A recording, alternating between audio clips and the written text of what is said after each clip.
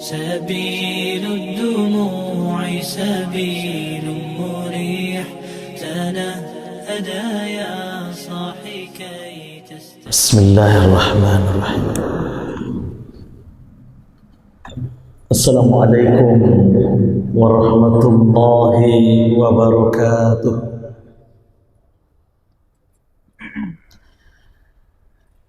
الحمد لله وكفى والصلاة والسلام على الحبيب المصطفى وعلى آله وصحبه ومن والاه. أشهد أن لا إله إلا الله وحده لا شريك له وأشهد أن محمدا عبده ورسوله صلى الله عليه وسلم لا نبي بعده. اللهم صل وسلم على محمد وعلى آله وصحبه أجمعين. Bapak Ibu jemaah zuhur yang dirahmati dan dimuliakan oleh Allah Subhanahu wa taala. Syukur alhamdulillah kita ucapkan kehadiran Allah. Salawat dan salam semoga tetap tercurah kepada baginda Rasulullah Muhammad sallallahu alaihi wasallam.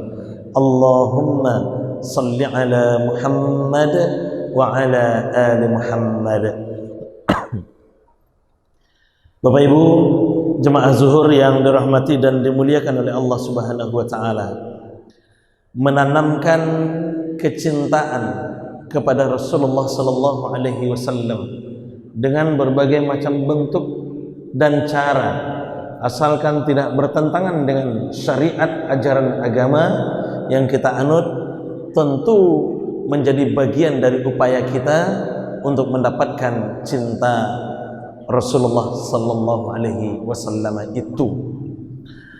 Maka oleh karena itu akan menjadi bahan pemikiranlah bagi kita kalau kemudian ada orang yang mengatakan, apalagi di dalam momentum hari kelahiran Rasulullah sallallahu alaihi wasallam ini, kita kemudian mengkaji, membahas, membaca, menguraikan dan mendiskusikan terkait dengan sirah perjalanan hidup Rasulullah sallallahu alaihi wasallam.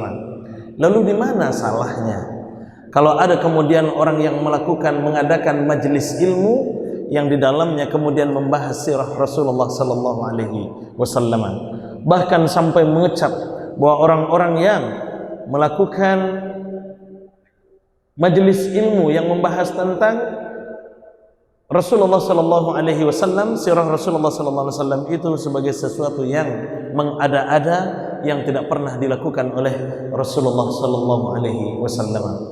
Bapak Ibu jemaah yang dirahmati dan dimuliakan oleh Allah Subhanahu wa taala, bahkan sampai ada yang mengatakan bid'ah, yang bahkan dengan menggunakan dalil kullu bid'atin dhalalah wa kullu dhalalatin finnar.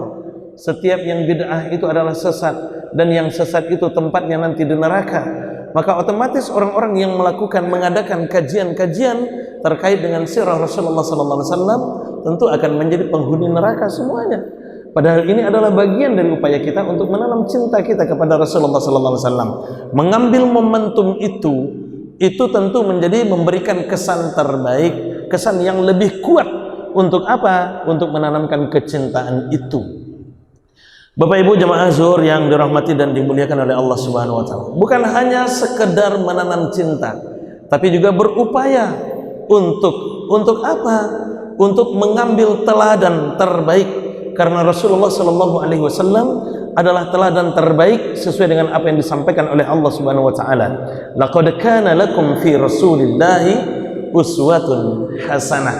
Sungguh bagi kita pada diri Rasulullah sallallahu alaihi wasallam itu ada suri tauladan terbaik bagi kita.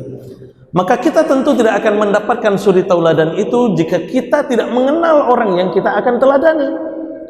Maka oleh karena itu sekali lagi membahas sirah Rasulullah sallallahu alaihi wasallam menjadi bagian dari upaya kita untuk menanam cinta tadi dan mengambil kemudian iktibar, lalu kemudian juga mengambil suri tauladan terbaik dari kehidupan yang beliau jalani. Ada satu yang menarik dari kehidupan Rasulullah sallallahu alaihi wasallam yang barangkali jarang diungkap di tengah-tengah masyarakat. Kenapa Rasulullah sallallahu alaihi wasallam harus diserahkan kepada Halimatus Sa'diyah, kepada Bani Sa'ad, Yang ini tentu kita yakin adalah skenario dari Allah Subhanahu wa taala. Perlu kita pahami bahwa Bani Sa'ad di mana asal dari Halimah yang kemudian menyusui Rasulullah sallallahu alaihi wasallam selama 2 tahun adalah kaum suku Bani yang terkenal dengan bahasa yang paling sopan di tengah masyarakat Arab. Bani Sa'ad terkenal dengan bahasa yang paling lembut, dengan kosakata yang terpilih, sehingga wajar kemudian kalau Rasulullah SAW tumbuh dengan menjadi pribadi yang juga sangat-sangat lembut hatinya. Ini jarang diungkap. Kenapa harus ke Bani Sa'ad? Kenapa bukan ke bani-bani yang lainnya? Karena memang itu rahasia Allah, dan dibalik rahasia itu diungkaplah kemudian Bani Sa'ad itu adalah bani terbaik di kalangan masyarakat Arab. Itu satu. Yang kedua, Bani Sa'ad bahasanya bahasa fushah terbaik. Lalu apakah tidak di seputaran Ka'bah bahasa fushah yang terbaik itu? Tidak.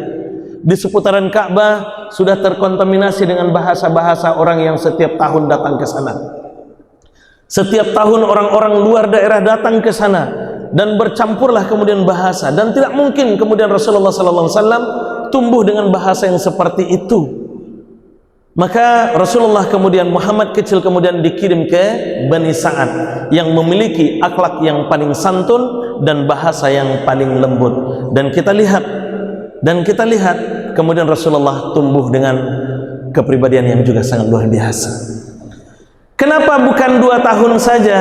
Benar, 2 tahun kemudian sesuai dengan kontrak perjanjian Halimatus Sa'diyah dengan Ummu Aminah dikembalikan. Ini bukan perkara Halimatus Sa'diyah menangis ketika akan pulang berpisah dengan Muhammad kecil, tidak. Ini juga bukan perkara Muhammad SAW tidak mau ditinggal oleh Halimatus Sa'diyah yang telah membimbingnya, yang telah merawatnya selama 2 tahun, tidak. Tapi 2 tahun waktu yang relatif sangat singkat untuk menanamkan bahasa tadi, untuk menanamkan akhlak tadi. Maka dibutuhkanlah kemudian waktu tambahan. Biasanya Bapak Ibu, kalau anak umur 2 tahun bahasanya pasti akan belum sempurna. Bahasanya belum sempurna, kosakatanya kemudian juga belum sempurna, belum banyak, maka dibutuhkan waktu tambahan untuk membimbing, menggembleng nilai-nilai kebahasaan dan akhlak itu. Maka kemudian dengan skenario Allah Subhanahu wa taala, Muhammad kecil dibawalah kembali ke Bani Sa'ad oleh Halimatus Sa'diyah sampai pada tahun yang keempat. Dan hebatnya, sampai pada tahun yang keempat baru kemudian terjadi skenario Allah lagi. Muhammad kemudian dibelah dadanya. Bukan hanya perkara itu, 4 tahun adalah golden age, adalah umur keemasan. Maka dipastikan 4 tahun itu seorang anak sudah memiliki kosakata yang juga luar biasa, yang sempurna, bahkan akhlaknya juga sudah sangat terdidik, terlatih. Maka wajar kemudian cukuplah kiranya 4 tahun, lalu kemudian dikembalikan kepada ibundanya Aminah. Bapak Ibu jamaah yang dirahmati dan dimuliakan oleh Allah Subhanahu wa taala, ini menjadi pembelajaran yang sangat baik, yang sangat urgent tentunya, terutama bagi ibu-ibu kami yang menjadi madrasatul ula di tengah-tengah masyarakat. 4 tahun awal jangan biarkan anak bersama orang lain.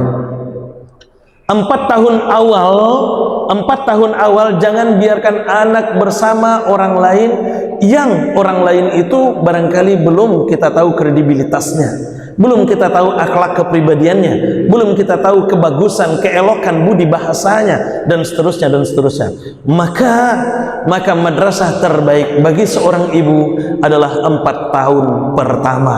Kalau 4 tahun ini seorang ibu sukses membimbing, menggembleng, mendidik anaknya, maka insya Allah seterusnya anak ini akan aman, relatif lebih aman.